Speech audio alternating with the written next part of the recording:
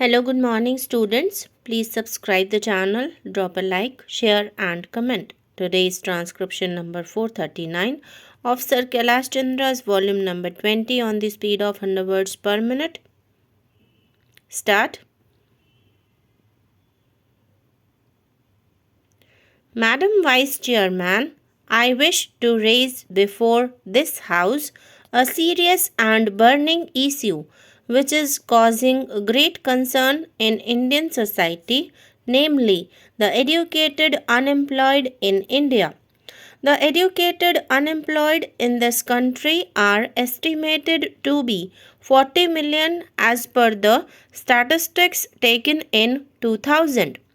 The educated unemployed youth, if not properly admitted to jobs, get frustrated in life. In their frustrated mood, they fall prey to antisocial elements who whip up their frustration against society. We find most of the outlaws, militants, and Naxalites are produced from amongst the educated unemployed youth. They go hand in glove with the miscreants in society and do all sorts of violent and turbulent acts of terrorism under the cover of liberation movement in their misguided enthusiasm and become the enemies of the society. These misguided unemployed youth are called militants and terrorists in various parts of the country. We have to take immediate and effective steps to wipe off unemployment, especially among the educated masses. It is time that all politicians cutting across party lines evolved emergent steps to work out for the redressal of the unemployed, failing which people will lose their faith in the democratic system. It is, of course, a sorry state of affairs that there is no specific allocation or scheme for the educated unemployed in the annual budget presented by the finance minister. The government should start setting up more medical and engineering colleges as well as job oriented industrial outlets in rural districts. Social service activities can provide good job opportunities. For this purpose, huge funds are not required. The opening of children's nurseries, medical and nursing facilities in every village and urban locality would almost offer more than 5 lakh jobs. Youth force is a timely need of our country since the future of this great nation is to be handled by this generation. It is suggested by experts that the government should think of creating a national service force for all able bodied and unemployed citizens. The aforesaid national service may be further divided into 5 compartments for the satisfactory working of the scheme. First comes the education and scientific division. This branch should concentrate on adult literacy throughout the length and breadth of the country. Exploration of natural resources and their efficient utilization should be its motto. Agriculture should be further modernized by adopting agro industrial technology. There should be development of renewable resources.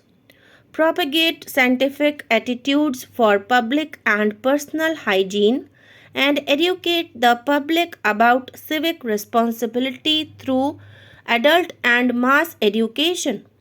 Engineering and Construction Division has to look after the maintenance and repairs of canals, dams, public schools, hospitals, digging of tube wells, and construction of solar and biogas plants and all public works wherever required.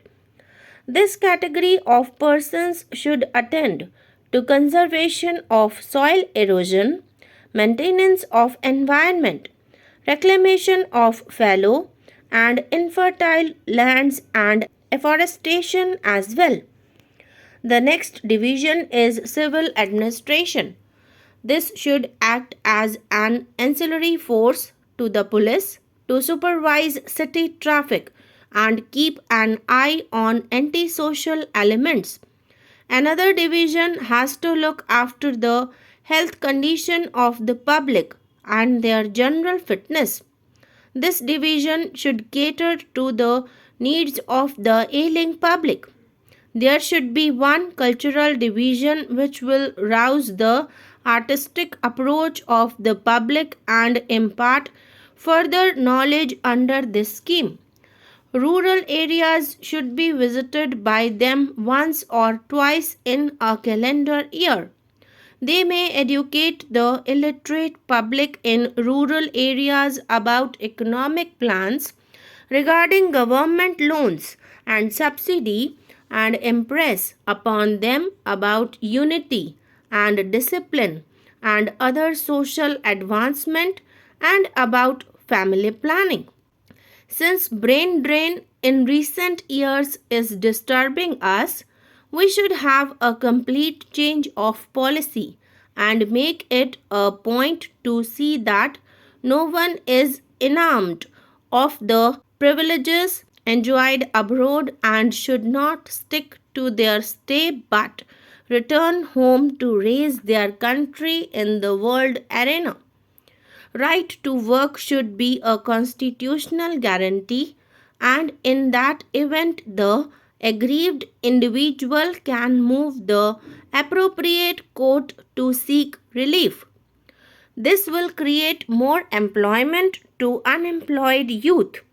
By adopting such tactful measures, we can prevent the mass exodus of the educated youth to other countries and develop our country. In the above circumstances, my suggestions may be considered and the government may announce good schemes to retain our educated unemployed at home to work for the progress of this great nation. Having failed to export any of our products, having invested crores of rupees, we are now going back to the same thing as exporting iron ore, manganese ore, and we try to export our jute products so that we are going back to the same old stage even after making planning and development for the last 12 years. It is time that we thought seriously about our investment, why we are lagging, why is it that our industries cannot compete with foreign countries although we take collaboration from Britain, America, Russia and so many other countries.